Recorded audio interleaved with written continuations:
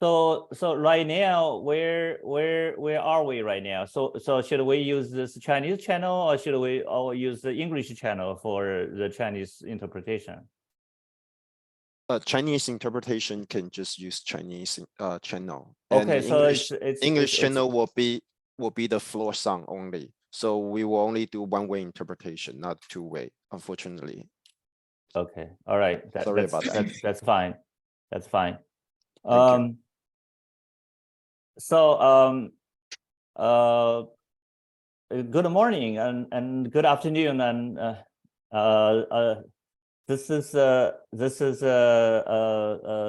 celebration today for the WTCA Day. And we, before we get started on our program, I wanted to go through some of the technology side thing to make sure that we have this. You can use this interpretation.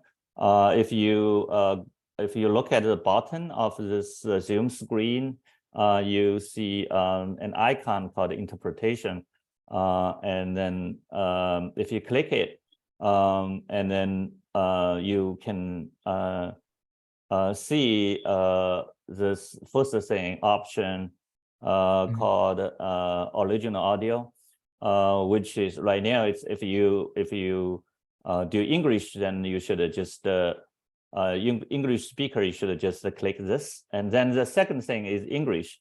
So because of the technology glitch, if you're a Chinese speaker, you should click this English. Oh, no. If the English is not working actually. So if you are Chinese speaker, you please click the Chinese option, and then you will get a Chinese. And then because some of the colleagues here are Chinese speaker, let me give the instruction in Chinese too. 所以如果是你想听中文的话呢，你可以看到下面这个屏幕的这个下方呢，有一排的这个标记啊，这个标记里面有一个部分说的是这个叫传译，那你可以来点击一下，你可以里面看到这个中文啊，所以你点击中文的话呢，你就可以听到这个中文的这个同声的传译，好吧？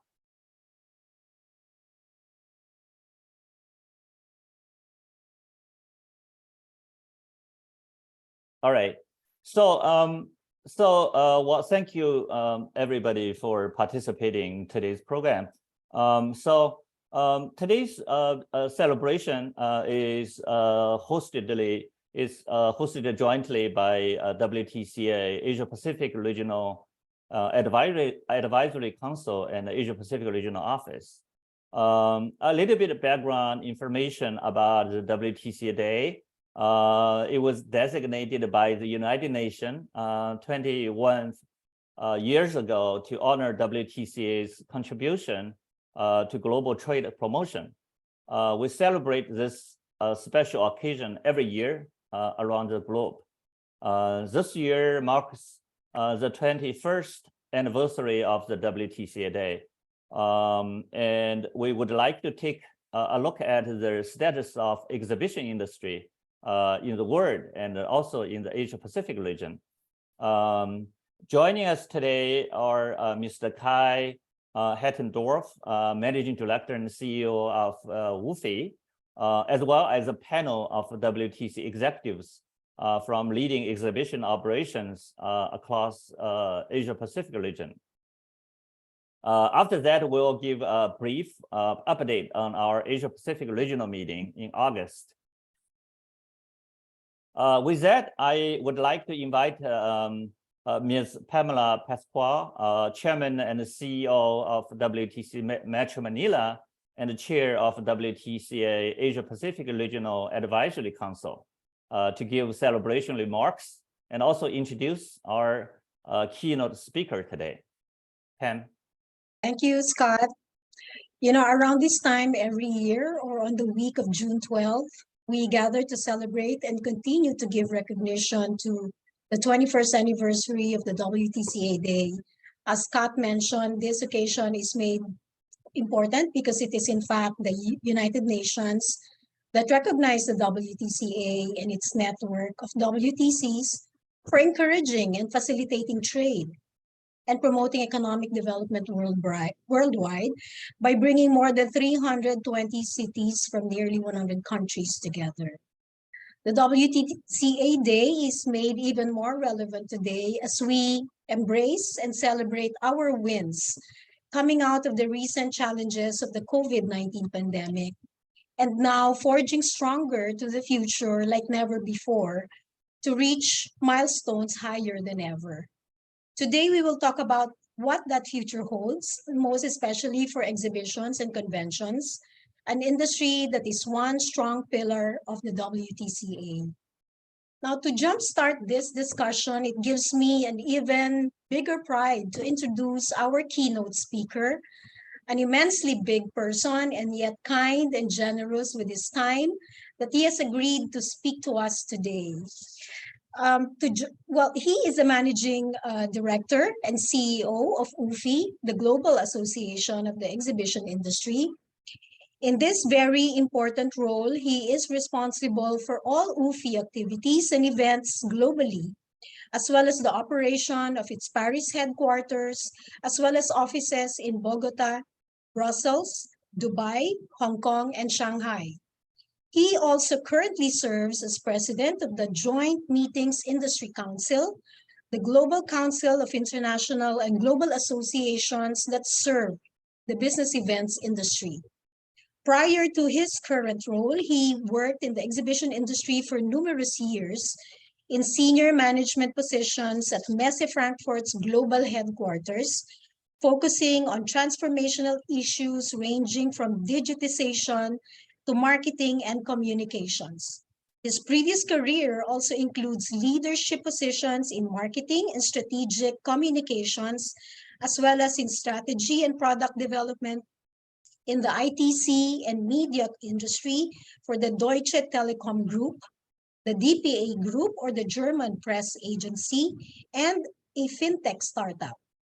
A journalist by education, our special guest has internationally reported and worked for the WDR and Radio Bremen broadcasters in Germany, at Euronews in France, the BBC in the United Kingdom, and The Voice of America.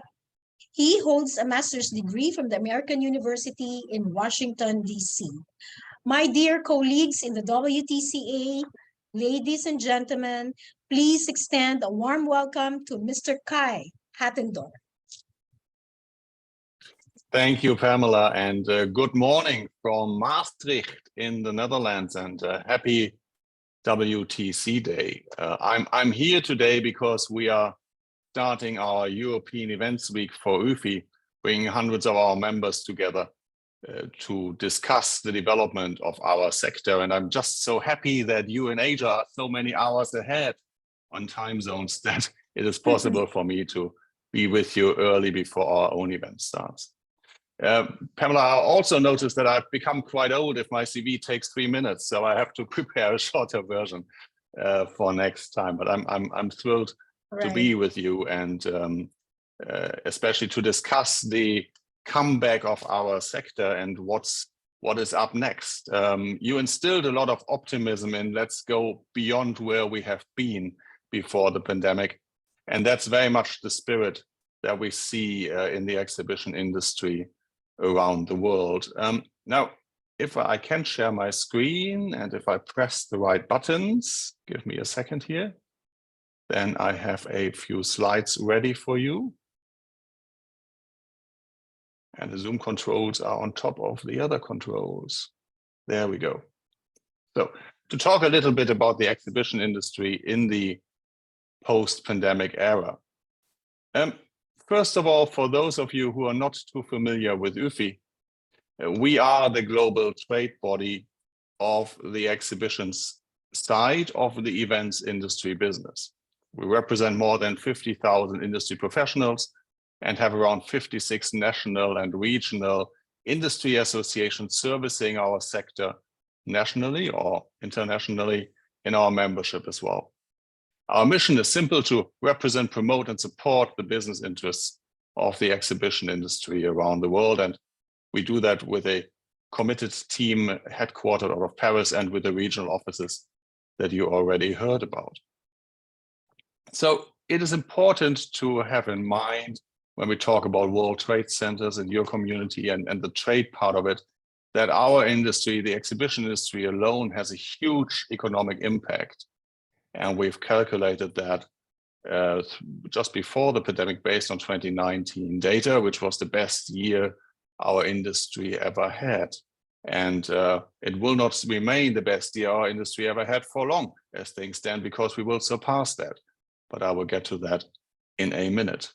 Essentially, if you look at the total output of our sector and the total economic impact, if we would compare these $334 billion total impact to the GDP of countries, we would be between country number 50 and country number 60 in the global ranking. And this is just the exhibition side of events.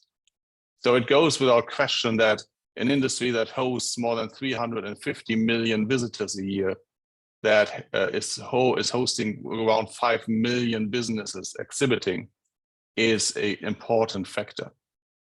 And you all know that we took a beating in the pandemic when everything was closed because we could not run our businesses. But this has started to be one of the most amazing comeback stories that we have seen in any of the sectors coming out of the pandemic. We took the biggest beating, and that made us the biggest comeback kids among all the other industries that are out there. The data you see on the screen here is indexed at 2019 turnover data and presents the latest forecast we have from late January, how revenues will develop in 2023. It is important to say that this forecast closed literally 1 week before China announced the reopening and the end of the zero COVID policy. So the relatively low rate of 82% of revenues expected for 2023 that you see there in the top, in the bottom right corner, represents the picture as it was in late January. We're just now polling the data for the second half of the year, and the data will be out in 3 to 4 weeks. And it looks like the speed of reopening in Asia, across Asia, has picked up, and we will expect more than 82% of 2019 revenues now for the full year. But the story this picture shows globally shows that already this year in 2023, a number of markets around the world are exceeding their 2019 revenue levels. And many others are really, really close to catching up to it. The second question that was addressed in depth across the industry, as we all were falling back on these kind of digital-only opportunities into formats like the one we are having here today, was the question, well, isn't that essentially good enough to do trade? Isn't that good enough to stay in touch? Isn't that good enough to foster, to share content? And we've been tracking this in these cockpits through the pandemic since 2020. And the industry and our customers give a very, very clear answer, and you will all be familiar with that by now. The pandemic has confirmed the value of face-to-face events, and our sector has bounced back. 88% are sure that this is the case. That urge to go hybrid, with no real definition what hybrid really is, a mix of on-site and online at the same time or afterwards, that push towards hybrid has gone back.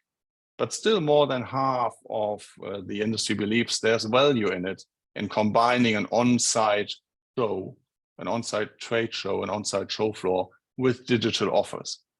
Now, this is not really surprising because we had that before the pandemic already. We just did not call it hybrid. So in many ways, that data suggests that we're going back to a blend of a physical experience that is enriched digitally. And I'll get back to that in a minute. The one thing that is for sure is that the business case zombie of the virtual trade show is back in its grave, figuratively speaking. Virtual events replacing physical events. This is a discussion that comes up every time that physical events are threatened or under siege. And every time physical events, face-to-face events are coming out of these discussions stronger than before. We had the discussion when the internet came up. We had the discussion with Second Life. We had the discussion around the metaverse. Every time customers, humans have decided that no, face-to-face is what matters. So the sentiment plays in your favor and our favor as an industry to build the meeting places and the marketplaces that bring people together face-to-face. So that's the sentiment. We are back. The pandemic has reinforced the importance of face-to-face events. The customers are back, the revenue is back, the business is back. And we are overcoming some challenges. Now, every year we are putting out what we call 5 trends to watch. And I'll leave the slide on for a moment, because if you scan that QR code in the bottom right corner, you can access the original document. We will also share the slides, I'm sure, so you can access it a little later if you wish. So what I'm referring to now is part of that text. And these 5 trends, as we see them from literally hundreds of conversations that we are having across the sector all year round, are these 5. The key to success, to go beyond where we were before the pandemic in revenues and size, is to double down on the customer focus. The expectations of the exhibiting companies, they have changed. And we have to understand that we are serving 3 different communities there with every exhibitor we have and welcome at the show floor. We're servicing an industry that is coming together. We're servicing a company that's making the investment to exhibit at the show and send its staff. And we are servicing all the individuals who represent that business at the trade show. All these different dimensions have very different needs and expectations. And their expectations are changing ever faster than they did before the pandemic. And it's important for us to stay in tune with these changing demands. This is partly challenging because the biggest players with the biggest bookings at the shows are also the most advanced in applying on-site digital data tracking, with lead generation on-site, with artificial intelligence tools, and want real-time data from us as show organizers to help them have the best and most successful participation at a show. Whereas 85 to 90% of our customers are small and medium enterprises who need more basic support to make sure that the show floor remains their most important channel to sell their products. So there's a lot to unpack in that. I won't go deep into the customer focus today, but this is top of mind and center of discussions in many boardrooms right now around the world. Now, the second one is the climate crisis. I'm in Maastricht today, and the temperature is supposed to hit up to 32 degrees in mid-June, which is perilously close to temperature records for this part of the world at this time of the year.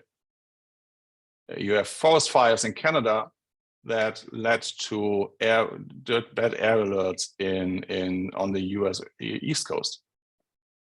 Across Asia, you're familiar with the haze of forest fires. Hurricanes forcing, or typhoons forcing regions to close down for a day or two. Boat shows being canceled because of hurricanes in the US. So the climate crisis is already having a very tangible impact on the way we do our business, and this will only grow. So we need to make sure that we as an industry are seen as part of the solution of the climate crisis and not as a part of the problem. I've already touched on the data side. The discussion whether the future is digital is over. The future is digital, has always been. And our show floors have digitized already a great deal, especially since the arrival of the smartphone almost 20 years ago. The way we support people on the show floor has totally changed, and a lot of digitization has happened that we aren't really aware of as an industry because it was a natural evolution. So in that way, digitization has already changed our industry and will continue to change our industry. At the same time, the hype around digital events platforms is gone. The hype around digital avatars and the metaverse is gone. all the money that went into the metaverse on the marketing side is now redistributed into artificial intelligence solutions. It's the next crave, it's the next hype cycle we are facing, and probably a more tangible one when it comes to impact for our industry. Staffing is and remains key. Our industry around the world lost a lot of talent through the pandemic. It's also very encouraging to see that in a number of markets, and I use Australia as an example because we're in APAC here, that the markets are reporting they've been able to hire talent back in the industry and to bring in new talent, so that the worst of the staffing challenges is behind them. And the fifth trend that we see is about accelerating change. To simply rebuild a show floor the way it was before the pandemic, to open the doors and rely on this being good enough will no longer work. You cannot switch off and switch on and continue as if nothing happened. And the speed of change is accelerating, driven by changing customer needs. So let's drill deeper into two of these segments. First, the climate challenge. You will hopefully all have heard of this initiative, the Net Zero Carbon Events Initiative, that we launched at COP26, the global meeting around the climate target of the United Nations to keep global warming within 1.5 degrees if possible. So we were brought into this from the UN in mid-2021, together with our colleagues from ICA and APC initially, on the initiative of the Scottish Events Campus in Glasgow, who were hosting COP26, saying, how come we as the events industry don't have an answer to this climate challenge? And in the almost 2 years since, we have not only produced a pledge, how we as an industry can halve our greenhouse gas emissions by 2030 and be net zero carbon in everything we do, deliver carbon-free events by 2050 the latest. We've assembled more than 550 companies and actors all around the ecosystem who have signed the pledge and support this initiative jointly. We've built a roadmap to define how we can tangibly reduce greenhouse gas emissions, and we're sharing all of these resources freely with everyone. Currently, there are 8 work streams underway to define concrete measures we can take to reduce greenhouse gas emissions. 5 are very, very tangible. You see them at the bottom. How you source your energy at your venues, at your World Trade Centers. How you deal with production and waste around trade shows you're organizing or that are set up in your venues. It's about food and food waste. There's a lot about local sourcing and making sure you have enough food, but not too much food. Logistics is an important part for our sector. And of course, the elephant in the room when we talk about international events, travel and accommodation. Around 80% of greenhouse gas emissions tagged to international events are by air travel to that destination.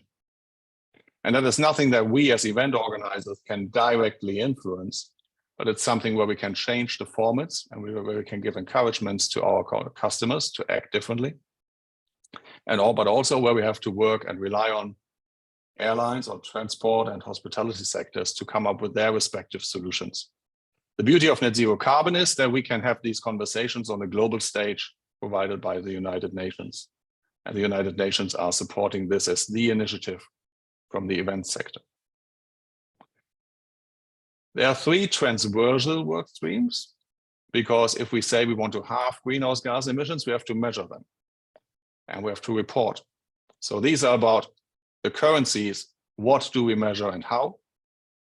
There is a ton of carbon calculator tools out there, and we've reviewed, I think, 150 of them, latest count, to figure out what works best, and we'll have a recommendation out after the summer for a tool for all of us, or an approach for a tool for all of us to use. There's a whole work stream around carbon offsetting as a bridge to carbon avoidance. And of course, there's a whole work stream on reporting, producing reporting templates, because every company signing and supporting the pledge is committing to reporting their progress on reducing greenhouse gas emissions. So this will give a template for that. And this is so mandatory because in our view at UFI, this is the most critical topic we need to get right to make sure that we retain our license to operate. Obviously, if we bring everyone together in one destination at one time, we're producing a lot of greenhouse gases. And if people from the outside focus on that, saying this is a bad event because you produce all this carbon, and if you would just meet online, you would not produce this carbon. So meeting in person is bad.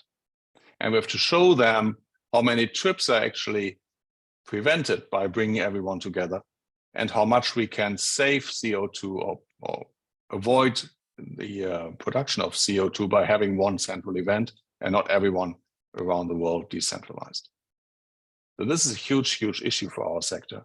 And if you haven't been involved yet, I encourage you to go to netzerocarbonevents.org and look at that. The second area I want to touch on is the staffing. Now, I don't know how often you've heard this conversation about how people come into the events industry. And the most common story is, I fell into the industry. It was never my plan, but it's nice, so I like it, and here I am. And we see that as a weakness. We actually believe it is an amazing strength of our sector. Now, I'm a journalist by education. I've worked as a wedding photographer. I've done many things in my life before I ended up in the events industry. And if we would go around the room today and ask every one of you, so what is your education and what did you do before you ended up in events, we will get many different narratives and many different life stories. And I think the fact that we can bring these very different skill sets into our industry is one of the biggest assets we have. This is an industry where you can succeed whatever talent you bring, whatever profession you've learned. And the profession you bring and the experience you bring enriches all of us in the industry. So what we perceive as a weakness is actually one of our biggest strengths. Now at UFI last year, we tasked a group of next generation leaders to help us write a new narrative on how to attract the next generation into working in our sector. And this is an extract of a white paper that we will release in 2 weeks about their work. And they argue a lot about purpose and community building and different motivations to be in the sector. But one of the core messages is that we are a unique industry because whatever your skill sets are, you can succeed. We've used the same template then as we recruited this year's group of next generation leaders. And you see them on the screen here. And what I find most interesting, that we struggle to find men that are good enough to make it into this talent group. But happy for Tishat from VNU Asia Pacific and Thailand to have made the group. But if you look at their professional titles, it just goes to what I've said. We have a business developer from the UK who's really Italian. We have someone very content focused from the US. We have a salesperson from Thailand.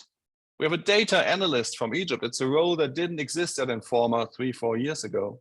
And yes, we have an operational events person with Amy from Australia. So the job profiles are entirely different than what we used to have a few years back. And this group of talent is a great example for that. This group, by the way, will meet for the first time this week here in Maastricht. I'm so thrilled to meet them all in person. And they will work on a new operational blueprint. They're exactly tackling this question that I raised earlier, that we need to serve an industry, an exhibiting company, and individuals on the show floor. And they will work on an approach that provides new value to all 3 of these groups. And they will present their findings back in November. Because about the accelerating change, I think you in Asia are ground zero. You in Asia are the region where we see the most innovation, where we see the most new thinking. You are all serving fast-growing markets that are not mature in their thinking. You have a vast number of entrepreneurs eager to try new things and connecting with the ecosystem. So we did this white paper here together with PCMA and Sasios at the end of the pandemic, coming up with some ideas for the evolution of our business model. And a lot of what we put down there in 2021 is what I'm seeing taking shape. reimagining business models, reimagine the delegate experience, again, the work of the NGLs, like how does the show floor need to change? Reimagining talent and capabilities, we just spent a few minutes discussing that. So I believe that you are uniquely placed in your region to be the real driver of this evolution for our industry. Lastly, as this is World Trade Center Day, let's elevate and fly a little higher and have the holistic view. Because exhibitions are part of the events industry that we all jointly serve. You from the trade center side, we from the exhibition side. And if the pandemic has taught us one thing, it is that we didn't really have the words to describe who we are as an industry when we talk to lawmakers, to policymakers. And we had to struggle to find that voice. But we have it now. It's called the GMIC Global Manifesto. And this is, if you wish, the songbook that we use across the global associations in advocating for our sector. And again, there's the link if you want to have the whole document, but I want to close by showing this page, because for me, this is the essence of why we are one of the most important industries on this planet. And it looks a little bit like the UN SDGs, and for every one of these 15 reasons why business events are good, lies a whole page that describes it in detail. So I started this presentation by looking at the economic impact, because this is what we are most used to when we talk about our sector. But you see all the other dimensions. We touched on sustainability. We touched on image and reputation. We touched on the path to sustainable development. We touched on relationships and trust. All these 15 reasons here elevate us as a sector beyond the sole purpose of bringing people to a destination, and to go beyond that kind of tourism box that we find ourselves boxed in, unfortunately, way too often. So for me, this really is the most positive legacy of the pandemic, that as an industry, we've been able now to describe who we are, to forge a description of us as a sector, and to work with that together with with organizations like yours and with the policymakers around the world to elevate the position of our sector. And we see that this is working, especially across Asia. With that, happy WTC Day, and back to you. Thanks a lot, Kai, for your excellent presentation. This is actually the best way to celebrate that we have a top expert on this important industry to talk about the recovery and the trend. We were very glad to learn the bounce back of the whole industry across the globe. Actually, you mentioned that it was a little bit even better than projection. The sentiment survey was also very interesting to us, because it gave us a little bit more confidence on the importance of face-to-face contact. It never diminished. To the opposite, actually, it became more important. And then all the industry trend that you described was very insightful and helpful. We know you're making yourself available from a major WFI program, so you're quite occupied now. But let's see if our colleague have one or two questions for you before we let you go. Any question for Kai?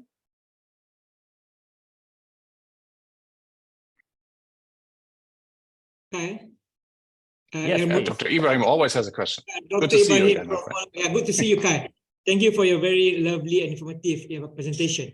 Looking at the global trend of the exhibitions industry in the world currently, what do you think the challenges, especially in the future?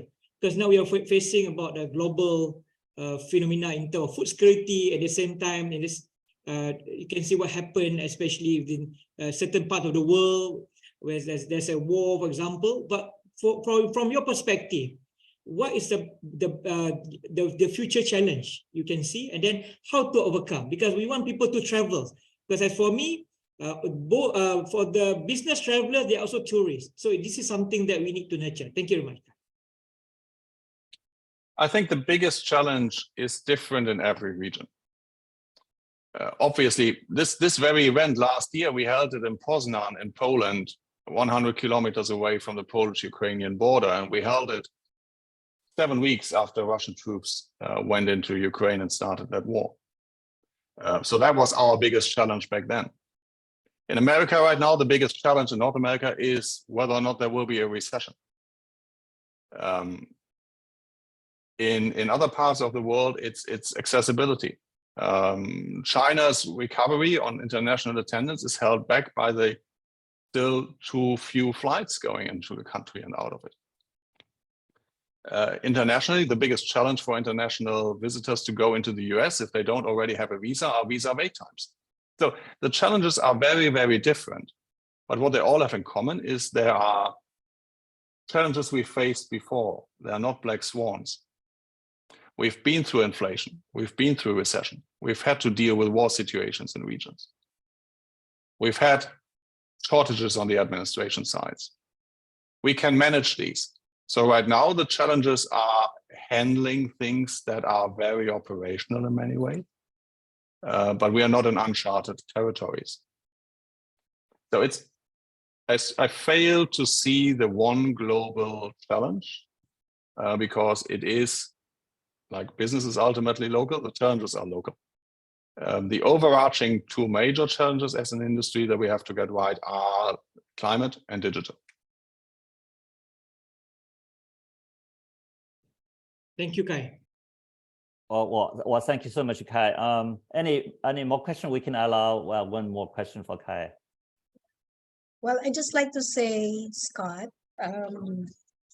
not sure if this is the last, but you know, UFI is the most respected organization of our industry, of the exhibition industry. And you know, every time we face a challenge, we always ask, what does UFI say?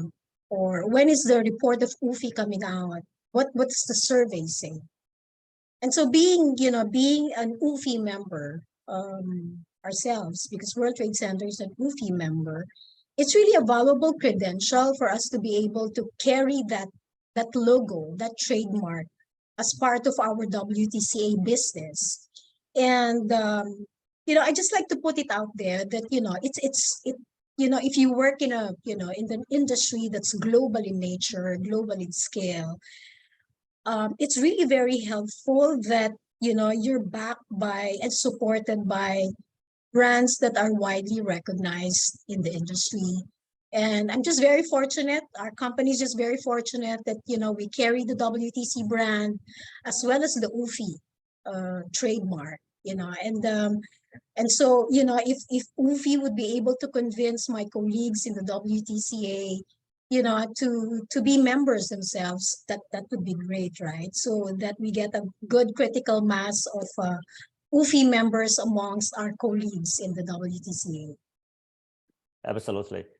We have a multi-layer relationship or partnership with UFI. WTCA is a UFI member, and a lot of our WTCs are also UFI member. And there's a tremendous resource and expertise from UFI. I think all of our WTC can get the benefits. So I would encourage you, if you're not a UFI member and you're really in exhibition industry, you really need to consider that possibility. With that, we want to thank Kai again for your time. We hope to bring you back to our program very, very soon, and look forward to see you again. With that, we are getting into our panel discussion today. Thank you, Kai. Oh, thank you, Kai. Thank you for your kind words. Thank you for having me. Wish you a very good panel discussion, and please accept my apologies for not staying till the end, because I got a show to run. Absolutely. Thank you so much. Yeah. Thank you. Bye-bye. Thank you. So join our panel discussions are Miss Lin from she's the CEO and board director of WTC Beyond New City. Dr. Ibrahim, he's executive director of WTC Kuala Lumpur. Ms. Pamela Pascual, the chairman and the CEO of WTC Metro Manila. Ms. Lupa Naik, Executive Director of WTC Mumbai, Mr. Scott Yan, well, he just get a new title. So he's now the director of the International Trade Institute of WTC Taipei. And last but not least, Mr. Stephen Kim, South Korea's ambassador of WFI, and also executive director and head of venue and global business division of COEX, which is a sister organization of WTC Seoul in South Korea. This panel is probably the best you can get to talk about the MICE industry, exhibition industry in our region. So we're very proud of the expertise of this group. Collectively, I think they will give us a broader landscape of the exhibition industry in our region. So let's start with Lynn of WTC University in Vietnam, so you can share with us the status of exhibition industry there in your region. Lynn, please.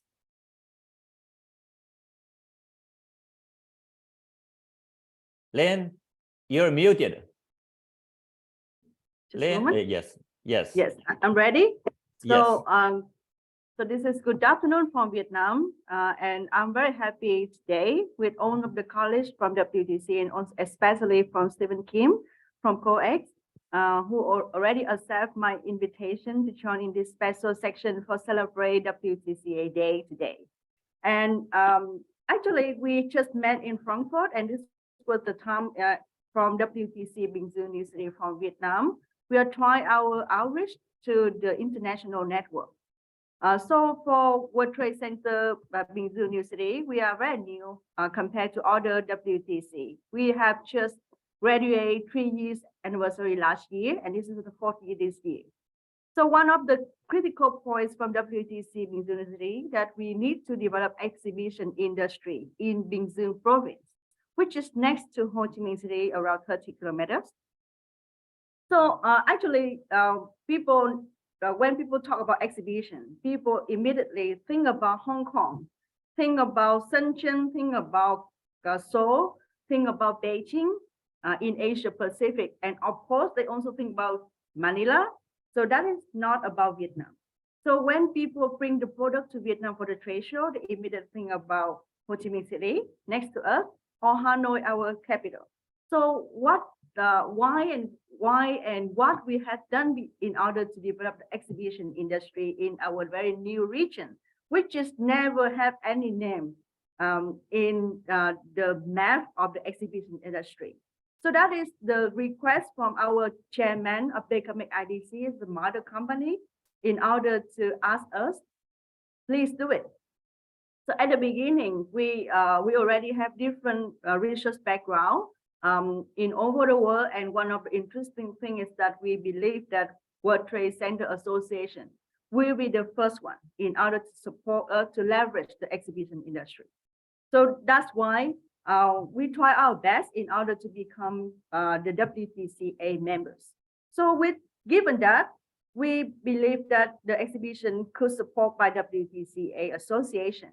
And the next point from WTC, we also searching more information with different partners in the Asia Pacific. And one of the critical partners we have that is COEX. And we went to COEX. We went to WTC Seoul in 2019.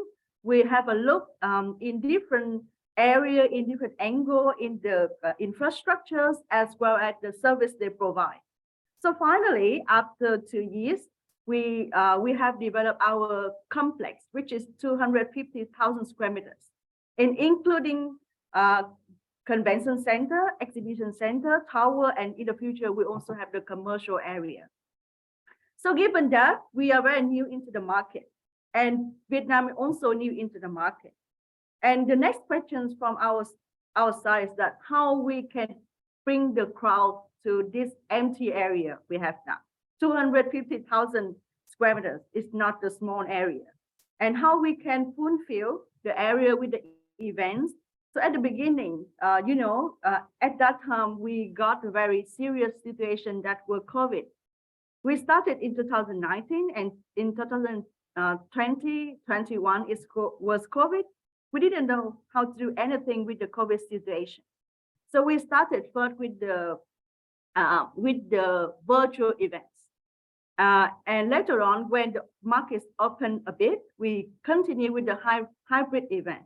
And it was lucky for us because at that time, just only our venue can be open to organize the event in our area, in the South area. And in 2021, our revenue, although COVID was still good, we got the first $500,000 just online events. And this is also the very basic information we have, basic data we have, and we use like all of the topic in order to leverage the activity. And during the time of the COVID like that, we also built our exhibition center, and we built during 2021. And when we finished the exhibition center, 22,000 square meters, it was serious COVID. So our areas was empty and the community also need our help. So we convert our exhibition center into the field hospital. And we support, we organize, we supply food for around 22,000 people during that period. And we support for them in order to overcome the difficult situation of COVID. So given that, for the Vietnam market, we also have not yet had any support from the government, from the local government, or from the government in these sectors. We try to leverage ourselves for the next year, in 2022, and this year in 2023. We decided that our strategy is we try to attract more event exhibition, and we utilize all of the event exhibition and revenue from our side in order to redefine some incentive programs. And so we believe that with that strategies, we can continue to support and also bring more exhibition into our Vietnam, as well the Binh Duong New City, World Trade Center Binh Duong New City. And also thanks to COEX that they already work with us for many years, and they also send 3 dispatchers to us. And we have a strong relationship together. And now we build the exhibition as well as attract exhibition together. As a result, up to now, we have around 300 events in our convention centers yearly, and around less than 10 international exhibitions. So in order to leverage all of the activities like that, we are still very young compared to many other WTC in this Asia Pacific regions. We are calling for support from all of you, and we would like to join hand with you to develop all of the initiatives, especially like Kai Chet mentioned before, that we are very focused on the net zero issues. So there's some of the net zero topic exhibition we will organize by the end of the year. And also next year, we already have some orders from organizers to organize different kind of things like that. So I hope that that's some brief information could initiate you some ideas, or we can work together in the future. Thank you very much for your attention. Thank you, Lynn. I was there in Pino, I think the November of last year, right? And I was amazed. I mean, it's they joined WTCA in 2019, right before pandemic. By the time I got there, it was still at the tail of the pandemic, but they were able to build up the whole exhibition hall plus a WTC office building during the pandemic. So this is amazing progress, and I'm so glad that that we're going to have a regional meeting there. So everybody, so everybody can get a chance to see it. And you tell me, you just told everybody that you have 300 events. This is amazing. And also important, very important is that their partnership with WTC. So So with that, let's invite Mr. Stephen Kim from COEX to give us a briefing about this exhibition industry. COEX is a major one, probably the top one in South Korea, and then also the industry in the country, and also maybe a little bit about partnership with being a new city. Stephen. Okay, thank you, Scott, for having me today, and happy WTCA Day to everyone. It's great to share the current situation in Korean MICE industry today. Well, although there are some regional and industry-specific differences, the Korean exhibition industry has recovered to pre-COVID levels. The event calendar at COEX Center for this year and next year has been already completely filled. And also the number of visitors and scale of shows have also returned to pre-pandemic levels. Specific sectors such as EV batteries, smart factories, and semiconductors performed very well than others. It appears that people recognize the value of physical exhibitions, bringing people together and creating new opportunities. On the other hand, hybrid events, which were the mainstream during the pandemic, have shifted their focus back to the offline events, similar to the pre-pandemic era. However, these days, increased use of online pre-registration and unmanned kiosk systems are some of the notable changes I find, which is indicating the increased utilization of event technology here. Another finding I have about industry is the expansion of internationally renowned exhibitions in the Korean market. The Frieze, one of the world's largest art exhibitions organized by a UK company, made its great debut in Seoul last year and achieved unprecedented success. And another various global exhibitions focusing on topics such as wine, fashion, and other topics are currently in discussions for their entry into Korean market. And Korean companies' efforts to expand exhibition business internationally are also very notable. Tomorrow, COEX launches our Inter-Battery Europe exhibition at the Munich Exhibition Center in Germany. This event is a geographical clone of the Inter-Battery show held in Korea at Seoul Convention Center, COEX. While COEX stands as the most proactive exhibition company engaged in overseas business, mainly in Vietnam, Indonesia, and China, it is expected that more and more Korean exhibition companies will eventually seek opportunities in international market. Another feature I find is the construction and expansion plans for exhibition halls in Korea. Seoul city government is planning to construct a new exhibition center near COEX to develop and boost Korea's MICE industry. And a total of 3 to 5 new exhibition centers are under planning nationwide. And current other venues are also considering expansion. There is also growing interest in the exhibition industry regarding carbon neutrality and ESG management. The Korean exhibition industry has been operating an ESG forum attended by exhibition company CEOs since last year. And through this platform, those leaders exchange information and gather opinions and collaborate for carbon neutral event production. COEX by ourselves is also exploring significant investment in reusable modular systems to promote sustainable event production. Furthermore, we are putting efforts into reducing waste generated during business events held at our venue. Lastly, I'd like to mention one of the biggest challenges that the exhibition industry in Korea is facing now, which is the difficulty in recruiting new talent. Compared to the pre-COVID era, there has been a decrease in the number of applicants for the new hire, posing big difficulties in sustaining business operations. This could be because young people are really interested in new tech and startups these days.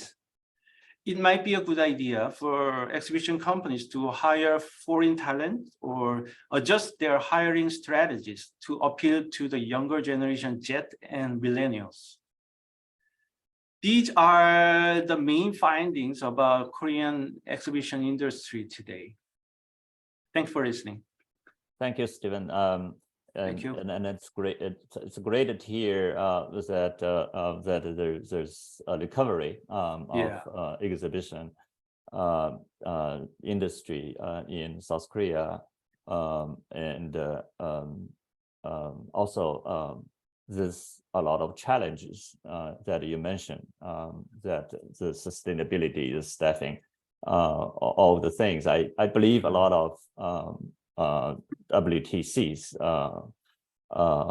with a focus on exhibition business, you probably share the same challenges. And Pam, do you want to share this Manila, how your operation deal with these challenges, and at the same time also give us a briefing about this industry there in your market? Yeah, sure, Scott, thanks. You know, before 2022, preparing for the reopening of exhibitions in our particular market, I think the anxiety level then was largely due to whether there will be restored market confidence in as far as going back to the exhibition floor is concerned for all stakeholders, for exhibitor companies wanting to take up spaces in exhibitions, and whether exhibition organizers or show organizers would again lease, you know, the usual spaces that they would lease in venues such as ours. So that was really, you know, that was really the challenge back then, in as far as our, you know, the players in the local exhibition industry here in the Philippines is concerned, whether market confidence would come back, right? But when 2022 started and, you know, travel eased up, restrictions were much more loose, it was inevitable that exhibitions right away started. You know, it was a blessing that, you know, it wasn't easy for most, I would say, because there were organizers who, you know, they had huge pockets or deep pockets, you know, for them to be able to test the market and just risk what they have for as long as, you know, we just want to be able to test whether exhibitions would remain, you know, or would go back. And so we also had show organizers who had limited budgets that, you know, were so restricted so that they had to reduce the you know, the amount of space that they used to take up, and largely also because there were lesser companies wanting to exhibit, you know. But, you know, that happened in the early part of 2022. But as the year progressed, you know, our occupancy level really escalated so much. And it was, I'd like to say that, you know, we had a tremendously good start in 2022. Of course, as everyone would say, it's not in the same level as 2019, which was, as Kai said, was really the highest, you know, in the industry. But I would say that we bounced back right away. And we see that 2023 will be an even better year, you know, with, we actually have a lot more inquiries now. I guess, you know, organizers are more aggressive to go back to business, to restore or to gain back what they lost. And that's the reason why they're much, you know, the eagerness to be able to go back to the exhibition floor is much higher this time, or much more intense, you know, this time around. And so I'd like to say it was not really an easy start for us, but it became very inevitable. And I'd like to say, just standing where I am now and looking back to where we came from, I can confidently say it was it was a temporary setback. And if at all that ever happens again, if, any other kind of pandemic happens again, at least we know already there were so many learnings we took from that experience. And I guess, we're much more experienced. And so we know what to do the next time, right? And so the first order of the day really in 2022 was to recover what we lost, to jumpstart the business.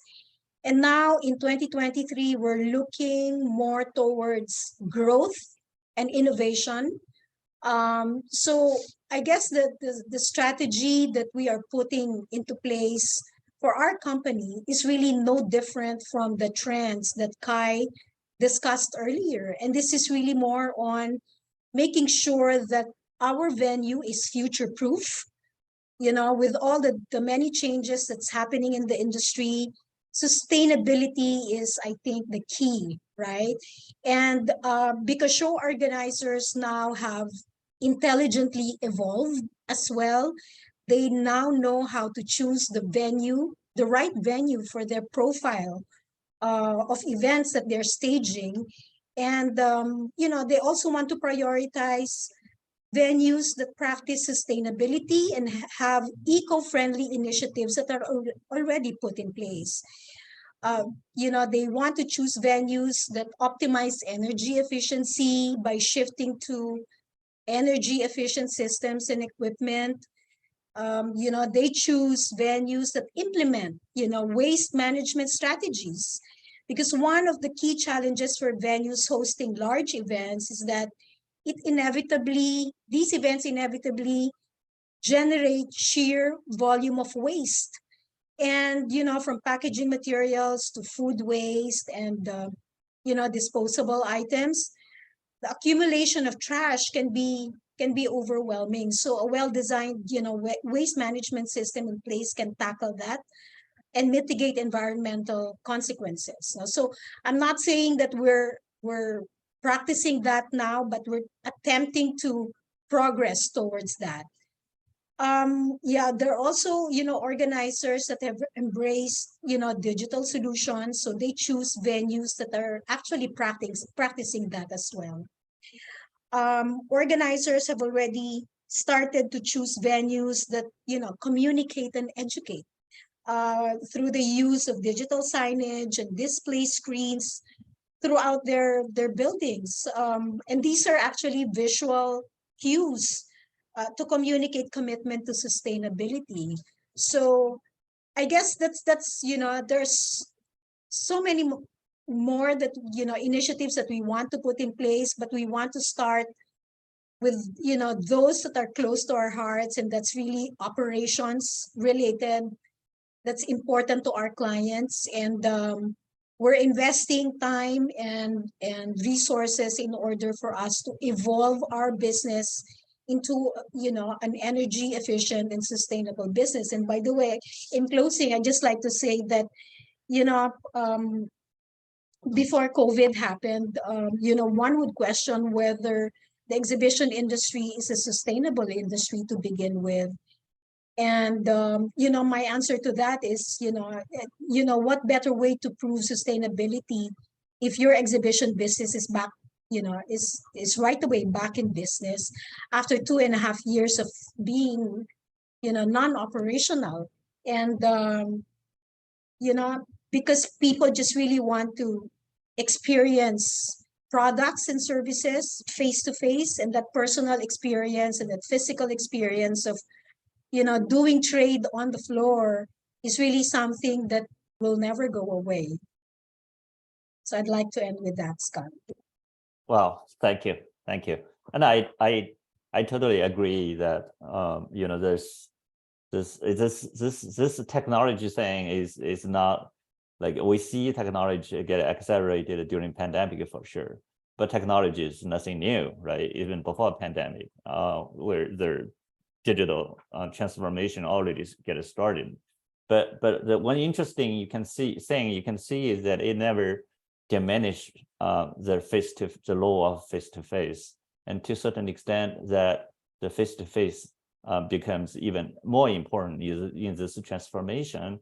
And I also agree that this, if you talk about challenges are different region by region, but if you're talking about trends, Kai actually, from his perspective, global perspective, he talked about customer service, digital transformation, staffing, clean and green. These are all the mega trend that we see everywhere. Speaking of that, I actually, I remember Mumbai, WTC Mumbai has did this trade show called Connecting India, which was actually virtual last year, and it's a very, very nice experiment. So when we're talking about this digital, virtual, and Stephen actually talking about, the offline thing coming back, really. So from what was your experience with this Connecting India last year, and what are the trend this in your area, the market? Lupa, can you give us a briefing? Good afternoon, everybody. And at the outset, I would like to extend my hearty greetings to World Trade Center Association and all the World Trade Centers on this 21st anniversary. Yes, as you said, as Pamela also rightly said, that virtual meetings and all that was great, but face-to-face and being at the location can never be replaced by virtual meetings. But I'd like to tell you what are the key trends that are shaping the exhibition industry in India in the post-pandemic period. So we have realized that there are around 900 exhibitions, including trade shows annually, which are being held in India. The size of the Indian event industry and the exhibition industry will almost double up from 4.7 billion USD to almost 8.7 USD. So you can imagine the growth that is expected, the potential growth of this industry, which means that exhibitions are the key drivers of industry or trade. The Indian exhibition industry also displayed tremendous tenacity and creativity to meet the challenges of the post-pandemic period. There were so many challenges that all of us faced, not only across the world, but here we in India also had a lot of problems because people were scared of the corona fear and the COVID reappearance, and we really never knew. So we had to take several measures to keep pace with the health, hygiene, and sanitation, all those things which everybody has gone through. However, I think we've all come out of it, and we are now able to face bravely whatever happens to this world, as the pandemic has taught us a huge lesson. For every human being in this world, we've learned the importance of being alive, all of us. Hybrid exhibitions have become most popular. So at least till about last year, I don't know about this year, but they are still quite popular in India. But we feel that new technologies like artificial intelligence and ChatGPT have really taken over most of the jobs. I think somebody also mentioned that the startup companies are really offering excellent services today. They actually have customized virtual 3D environments with meeting rooms, conference booths, and auditoriums. So there's a huge competition, and of course, this will also create a new avenue for the exhibition industry so that they can make more space available as well as get more participants to the exhibitions. The exhibition industry is also adopting several sustainable practices by reducing use of paper through digital registration and digital tent cards and digital signage. Some of it we have started also here at the World Trade Center, Mumbai. Some of the other things which are very important for sustainability are, as everybody has already said it, managing food waste, as well as managing recyclable display materials, water recycling facilities, and solar systems, which will bring down the carbon emissions. India's confidence in exhibition industry, we got a major boost with the G20 presidency this year. So almost, I think we have about 215 G20 meetings and events lined up in about 55 cities, which is a huge thing for India. And we expect this to grow after G20 because this is going to open up India as one of the most sought after countries for doing trade and business. The exhibition organizers, there's one more thing, have to deliver enhanced services. This is a new thing that has happened. Earlier, the exhibition organizer was supposed to be in charge. Today, it is the participants, the delegates, the exhibitors who are in charge. And they want more and more from every exhibition. They expect return on time, they expect return on investment, they expect what is the objective of this exhibition, and they want you to fulfill those objectives. So there are several such expectations from exhibition organizers. And we also here at the World Trade Center have tried to probably remodel the way we have been marketing some of the exhibitions, though we are only venue providers. We have now even started marketing their exhibitions through our social media. Post-COVID, of course, we all know exhibitions have become a key component of marketing strategy for most of the companies across the world. Consumer behavior and expectations have also changed dramatically in the last 2 years. So the consumer is also the king. Companies are engaging with customers with targeted content on social media. And then they also expect, they do not want us to send mass emails. They want us to send targeted emails to the consumer, to the target audience. Coming to World Trade Center Mumbai, I'm delighted to inform you that we took several measures to make sure that most of the exhibitions that we've been organizing through the years continued with us.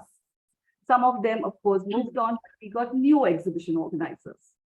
And World Trade Center being located in a very strategic location where the building itself has about 10,000 footfalls every day. It is easier for us to market most of the exhibitions held at our venues. In the last 1.5 years, over 200 exhibitions have been held at the World Trade Center's Expo Center. We also realized that we have to maintain a certain kind of marketing strategy to get new exhibition organizers to come to World Trade Center. Though most of the international exhibitions do not really happen at the World Trade Center. Most of them happen at larger venues so that they can probably I think they could cater to large exhibitions. We do not have such a huge exhibition space. Our space is meant mainly for B2C exhibitions, consumer exhibitions. So we actually specialize in fashion, mostly the recent trends that are coming up, like maybe furniture or bridal shows or coins, arts. We have, there's one more thing that I would like to add, that we recently organized the Van Gogh show, which was a digital exhibition in the World Trade Center's garden lawns. And it was a major success. It went on for over 3 months, and we had about 3,000 visitors on an average on a daily basis for over 3 months. And this was a big success. So we expect Da Vinci and a couple of other such digital shows to come in our gardens, in the lawns of the World Trade Center. So I have nothing more to say except that exhibitions are here to stay forever. There's nothing that can touch exhibitions and nothing to touch the physical exhibitions which are happening all over the world today. And India is not anywhere behind anybody else. We are still one of the top and the most leading destinations for exhibitions across Asia. Thank you very much. Thank you, Scott. Thank you, Lopa. WTC Mumbai. I think a lot of our colleagues are there. They did not have the largest exhibition hall, so to speak. I mean, we have WTC Taipei here, we have COEX here, we have Manila, we have Kuala Lumpur. You guys have some of the largest exhibition, space facility in your region. But there, one thing that always touched me from Mumbai was that you look at the Mumbai WTC Mumbai exhibition, you have to put it in the context of this other things that Mumbai is doing and how they connect everything together. Like last time I was there, I saw the, for example, the exhibition with incubation.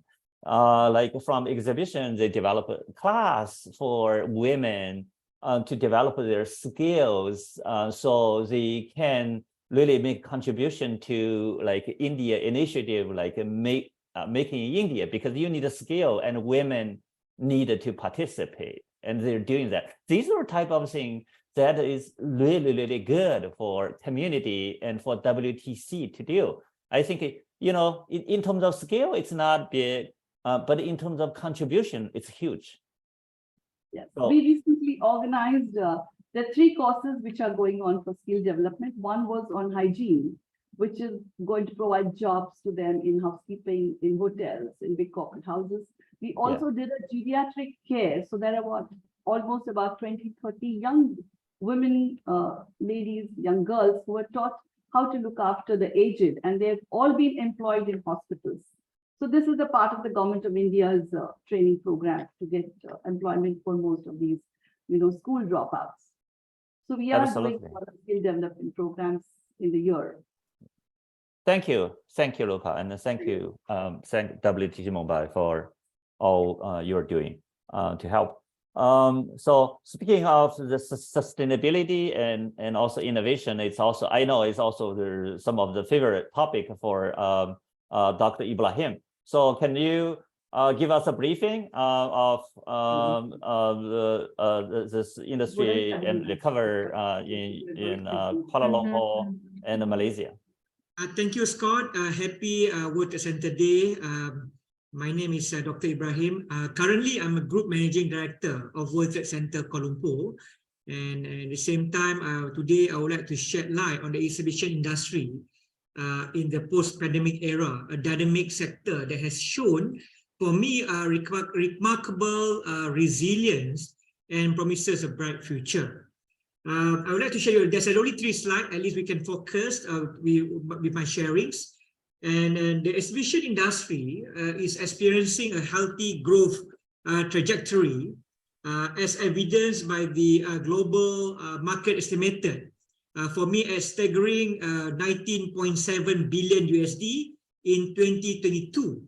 And in fact, projections from recent research suggest that by 2030, if the time goes well, the industry will reach a size of 60.7 billion USD, growing at an impressive compound annual growth rate of 15.1% from 2022 to 2030. And these figures demonstrate the immense potential and opportunities that lie ahead. And to all of you, allow me to share some remarkable developments which taking place in Malaysia currently, where the exhibition industry is prepared a remarkable recovery.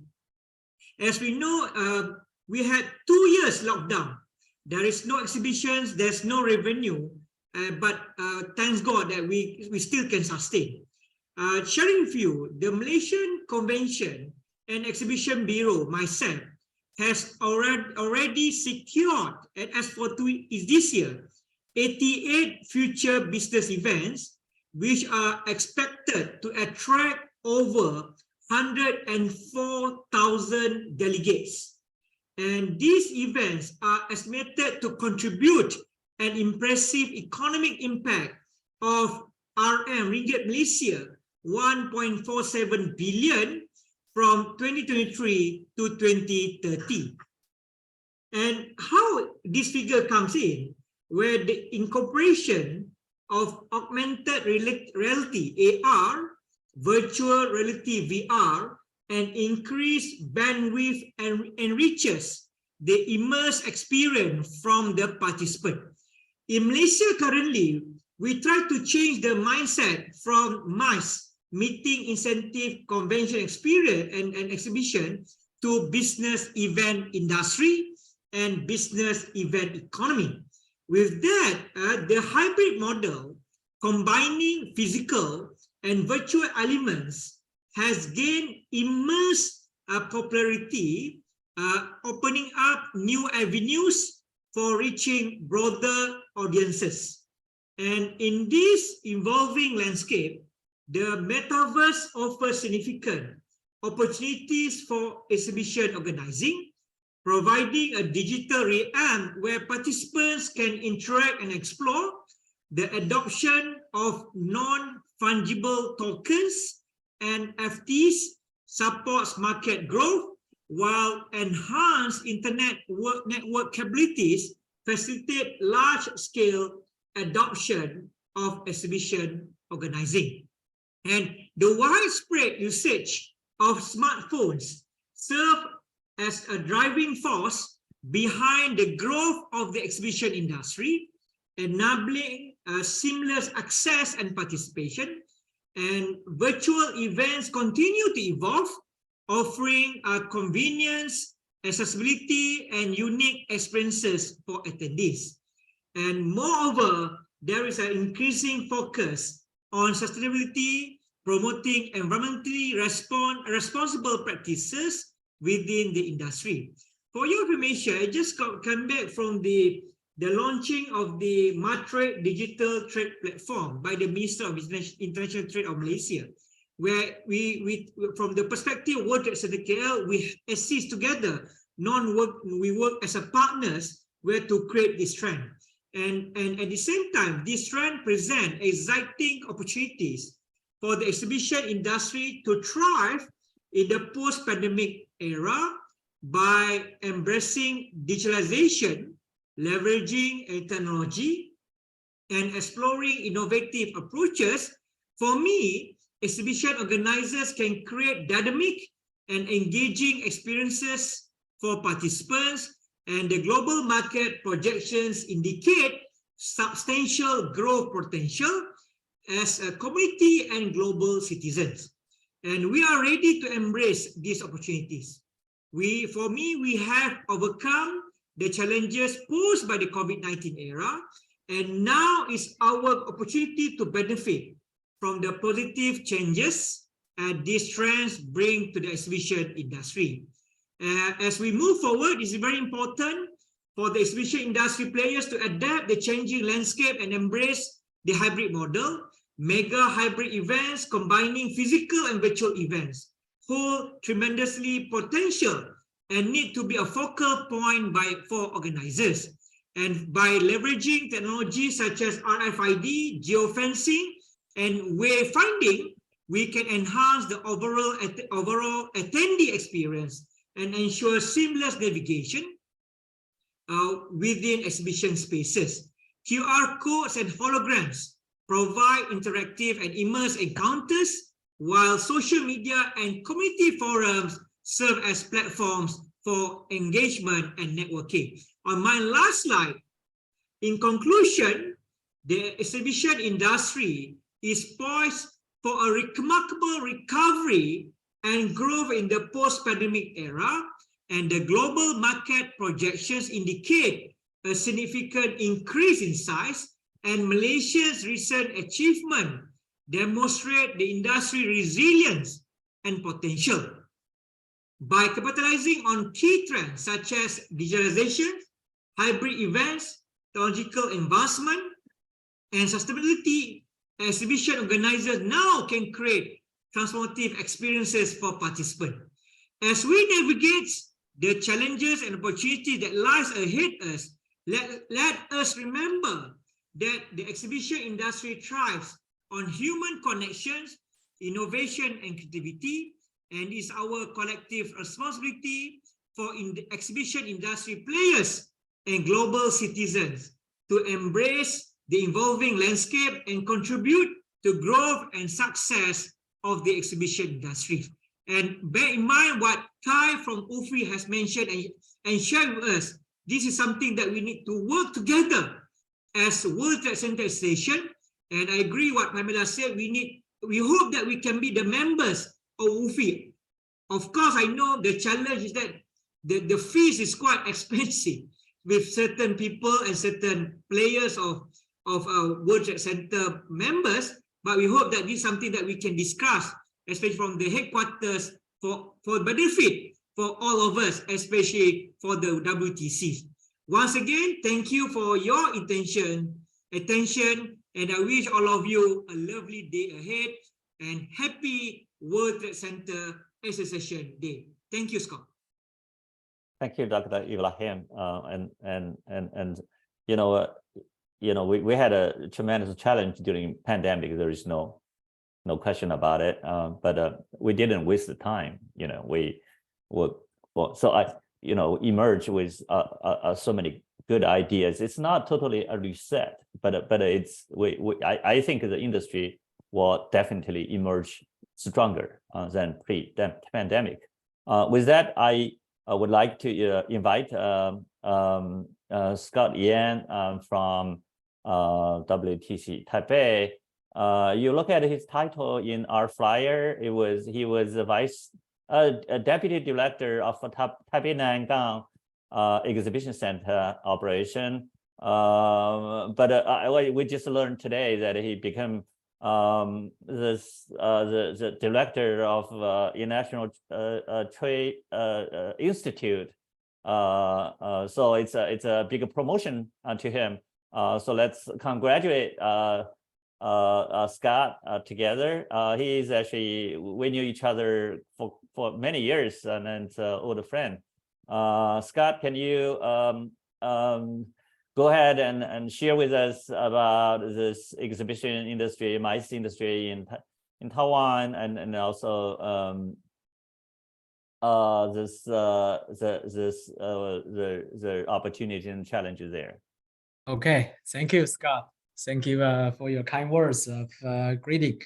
And I prepared some slides, I think can be a little visual aids for what I'm going to say. Okay, first, let me greet to all the fellow professionals from the significant Asian WTC centers, and as well as Scott, who's been very supportive, back in my days of services in Beijing. Okay, so get back to the topics. Taiwan actually, currently we have 16 exhibition venues, and another 2 who's been projected. I think it will be complete construction at the end of this year. So altogether, with our capability of supplying to the trade show business, that we can supply like 11,000 booths altogether, standard booths. Okay, so among them, Taipei Nangang Exhibition Hall 1 and 2, we call ourselves Nangang Exhibition Center. Actually, and comprise 2 centers, just across the street, which accommodate 5,000 booths at a time. We also we're facing very strong growing demands. Just want to echo what Kai has mentioned earlier in his discussion. Is the business back? Yes, the business is back, definitely, because we see the vibes from all ends of the industry spectrum. So we are very confident that we see sellers, buyers, and visitors. They are all optimistically engaged in the industry revitalization. Okay, next, please, next slide. Okay, so we have the observation that the MICE actually, especially specifically the trade show business, can be seen as a leading indicator of one country's industry development and what's new, and also the Taiwan's resilient position in the global supply chain.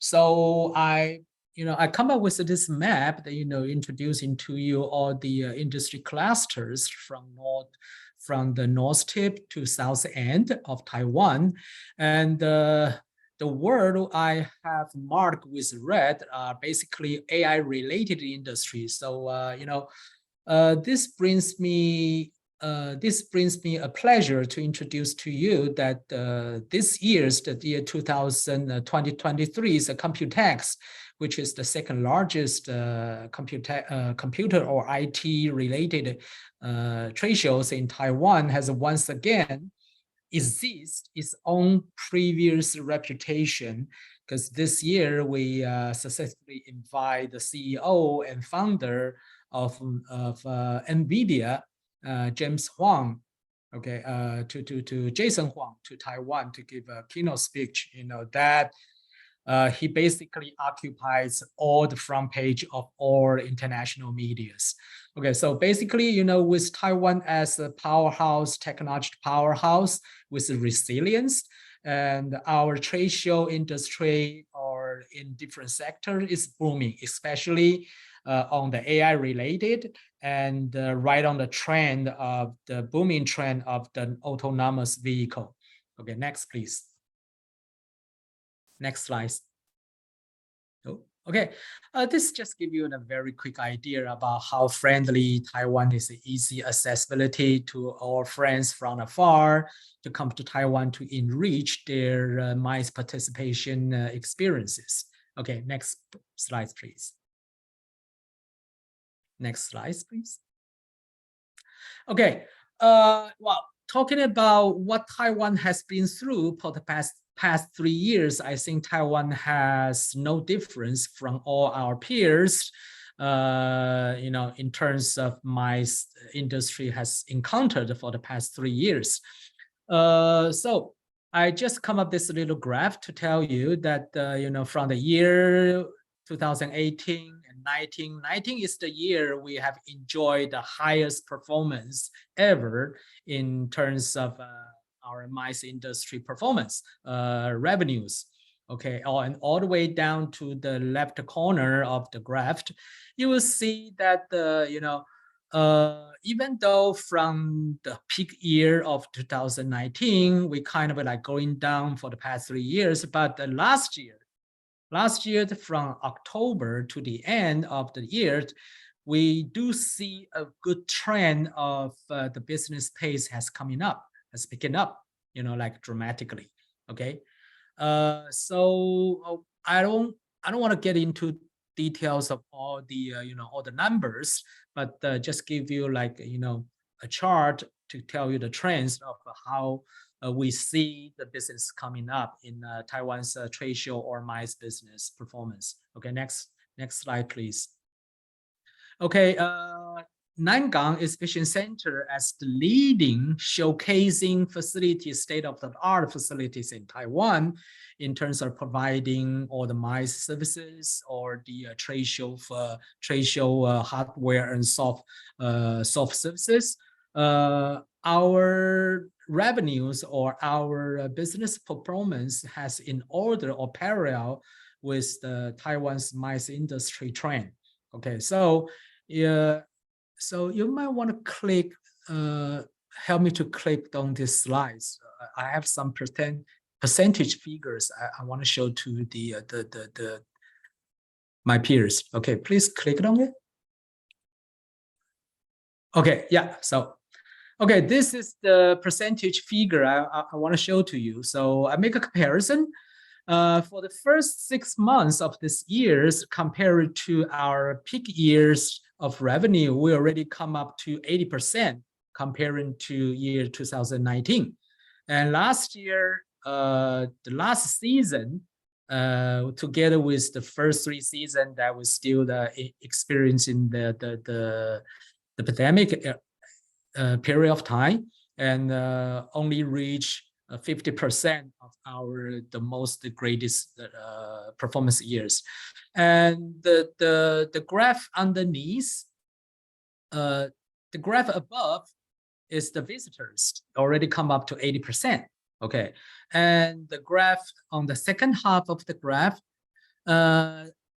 it gives you an idea about how, you know, how we see the trend of the business coming up or the business is picking up.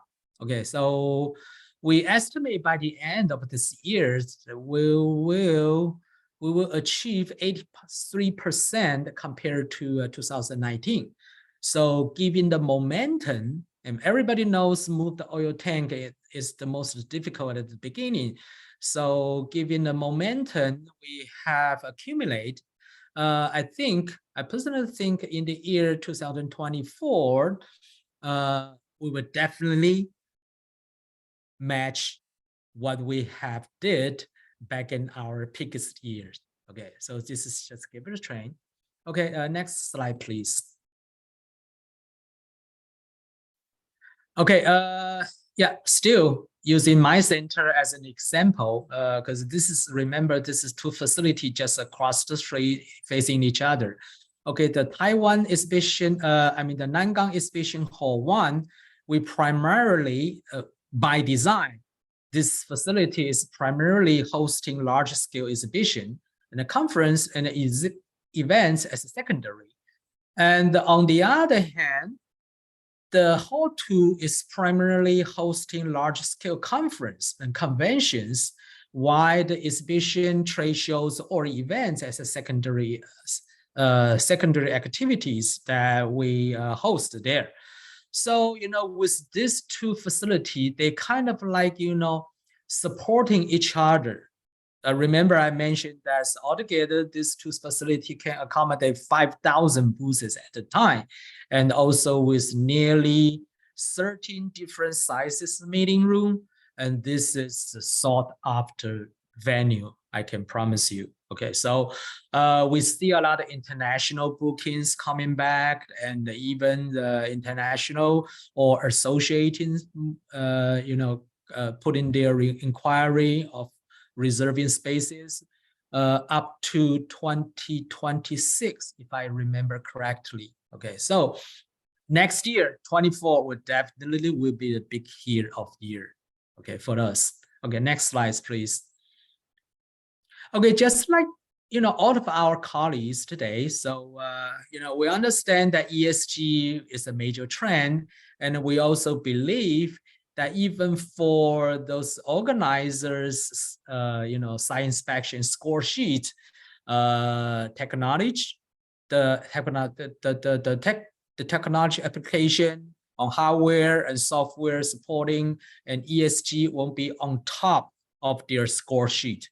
So, just like everybody, we embrace new technology. We have implemented a lot of ESG practice. I don't know your center.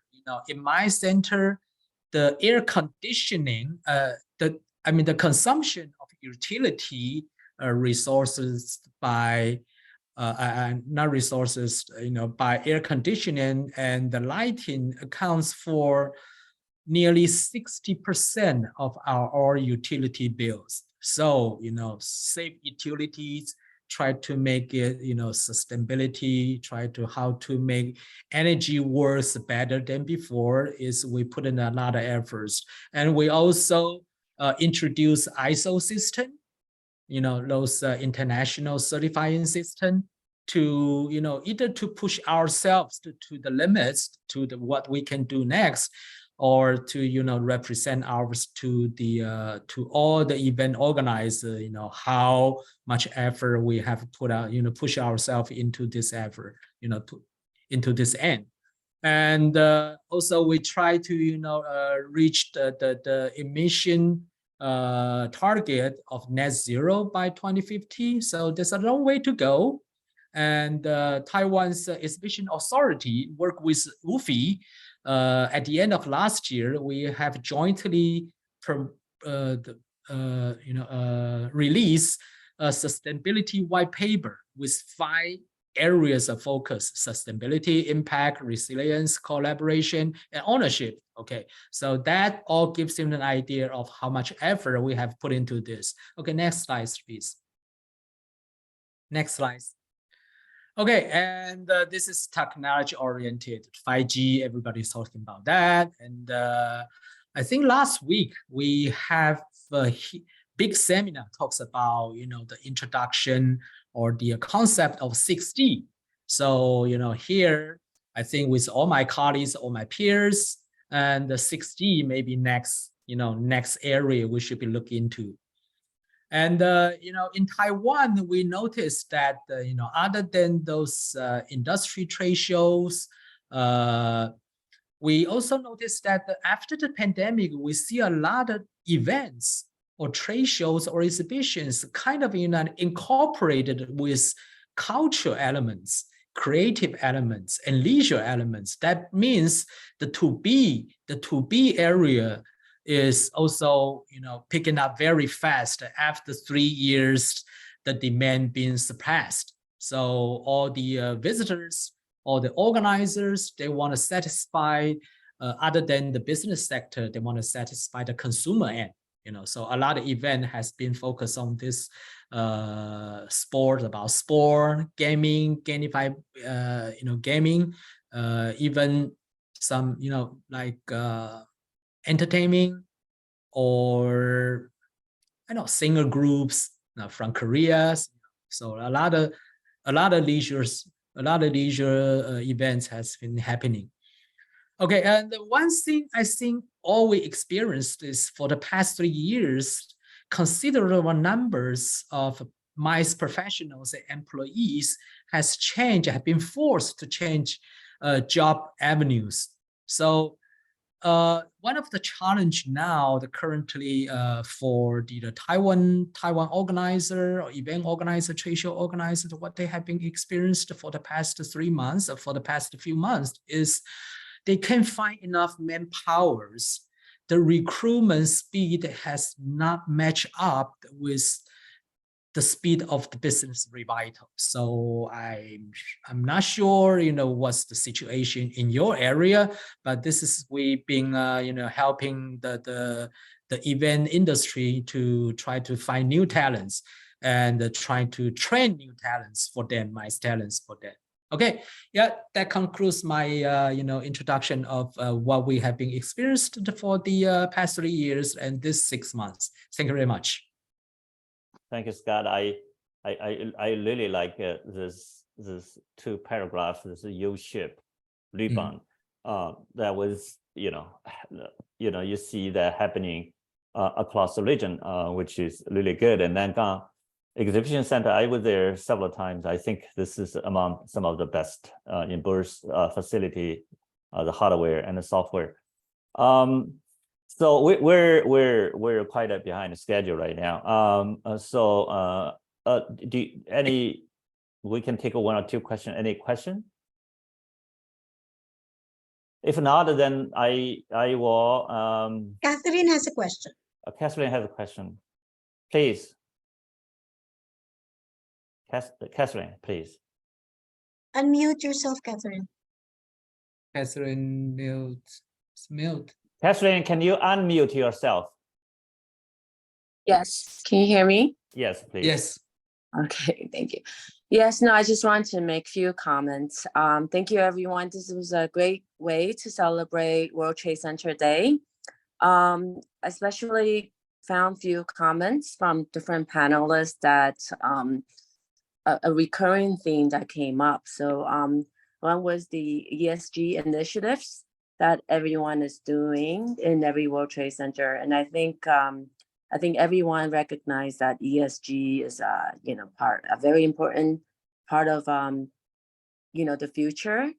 And I think it's very rare that all of us from different regions from Asia come together, and without the Asian, especially the China, India, these big countries, being part of this global initiative effort, it's hard to make progress in this, global trend. So, I saw that Kai was sharing from like a UFI Global Center of ESG, and then from Taiwan also making an effort. But I think for our network, World Trade Center, because we're so global, some are from developing countries, some are from, very developed countries. How do we not standardize the ESG effort, but just kind of, not making mini centers, but share what we do in our own region? I think it's important because we don't want to sacrifice growth, profit for our shareholders. But in the meantime, we we do not necessarily want to adapt to global standards, but making sense for our exhibition services and our businesses. So I thought it was very interesting how, Nangang, which is, very top in exhibition businesses, sharing what they do, but also it's important to see how exhibition services are just starting out, for example, in Vietnam, not how they catch up, but how they also incorporate some of these new ideas in, in their new businesses. So I wanted to share that. So, and I think the summary wanted to say that it's sharing ideas and how to just incorporate these great ideas into our regional business. And another thing was I wanted to congratulate, I think Steve, Korea mentioned how they had a new cultural fair that came into their exhibition, the Freeze Fair. That is a very, very high-end global arts fair, so it is actually a very much talked about event that happened in the art industry. For our World Trade Center, we also have an art company that incorporates cultural content and art content to make exhibition events more interesting for people. I think the traditional ways of just showing your products is not enough anymore. It's adding content, cultural, to attract to see, so making also a fun and engaging event for them. So right now we are participating in a design festival in Shanghai, in a mini, also an exhibition, but in a warehouse setting. And we see that the organizers try to develop very interesting contents to attract to see customers to go. So the to-be people are going to do business, but also the to-see people need the interesting content and culture and leisure to attract traffics to these exhibitions. So that's something we can also discuss in the future forums on how to develop cultural contents and creativity and attracting more people in exhibitions. So I just wanted to share that and congratulate everyone for a great panel. Thank you, Catherine, for the comments and your congratulations on this. I do feel we have a great panel. Everybody prepared, and we use a little bit more time than scheduled, but this is really worthwhile. I saw Xiaolan, you wanted to say something? Yes, I have a question. Nice to meet you. My name is Zhu Xiaolan, Chief Representative of WTCA HICO, which is located in Hainan Free Trade Port in the most southern part of China and the most influential FTP in China. As a WTC, we also involved in organizing China International Consumption Exhibition every year, and also as well as a big conference like the Global FGP Enterprise Conference. And my question is, besides the venue, providing the venue and services, are there any best practices in terms of innovative measures in terms of content and technology, like using metaverse to interact within the other WTC networks, rather than just local basis or industrial basis activities? And further, are there any expectations for China WTC networks, since China has its huge market, and especially in exhibition and conference? So is there any expectations in terms of the interaction within our WTCA networks family? So 2 questions. Maybe Scott or Pamela or Catherine or whoever have your experience and suggestions for WTC HICO. Thank you very much. Pam, do you want to take the first part of a question about this innovation technology? I can talk about this China WTC thing after Pamela. Yeah. Well, Xiaolan spoke about metaverse. It's a topic that I'm not really very averse to. Not very familiar with um, um, metaverse, and I'm not particularly certain whether show organizers now are even going into that level, because as we all heard, Kai spoke about digitization of the industry. It's really more enhancing or complementing on ground events, and it's really not completely replacing what's happening now on ground, right? So if at all, it's really more probably designing new tools, digital tools or apps that could help enhance expansion of the market or enhance market reach and all that. But I guess that's a question that's really worth raising to UFI more than anything. So probably in our next discussion we could tackle that, because there's been a lot of development in as far as metaverse is concerned. But what I know of that is it's really dependent on how these digital tools are designed by humans, so it really, it's up to the extent of how we want this digital, applications to complement the way we do business. Thank you, Pam. The second part of the question was about a little bit about China WTC, and I can just address that briefly. Maybe Catherine can add something. This China has been huge in global exhibition industry for sure. In terms of the exhibition China is organizing every year before pandemic, and it's getting back. We know that. Secondly, China's participation in global exhibition. For example, when I was with Pam last November in this field construct, we know that the participation of the Chinese manufacturers and companies are so important to global international exhibition organizer.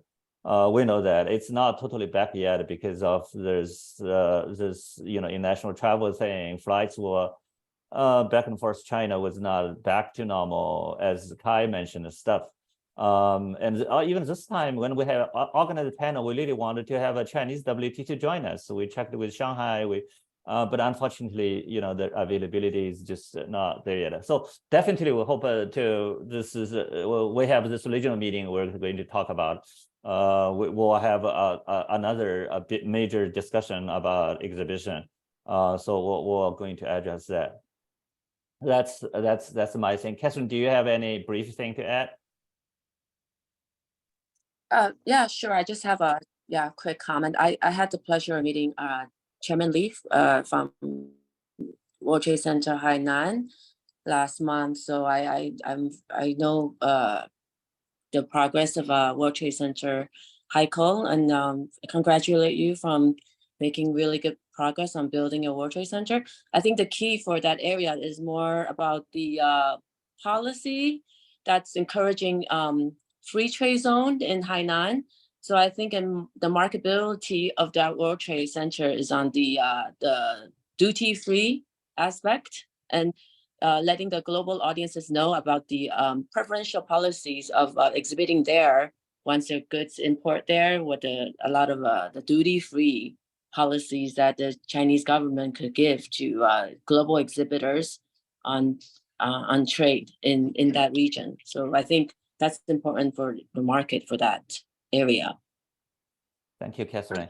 We only have 5 minutes left before we make trouble for our interpretation vendors.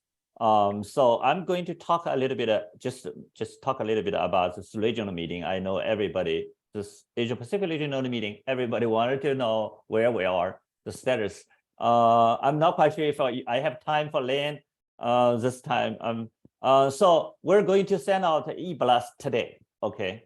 today with this registration site up and running. A message the Beyond New City team, the PAM, and the headquarters team and our regional office team, we work very, very hard in this past few weeks to just try to pull together all the information. And you will see that there is quite a lot of information for you. So it's going to be up today. And we will offer 50 complimentary registration for our regional members. So my suggestion is that you wanted to hurry up and then just grab the opportunity because it's supposed to come, first to serve, right? In terms of program, we will have 3 major sessions. We have the opening session, which is more about business opportunity in Vietnam, how to do business in Vietnam. And then we have WTC session. We will talk about all these things. We want to talk today, but we do not have time. The technology, how the impact of technology, how important is the cooperation, the collaboration between WTCs. So you will see that agenda. And then in addition to the 2, we'll also have this visitation part that for half a day, because our Beyond WTC, New City WTC is a Big Max there, one of the largest industry operator in Vietnam.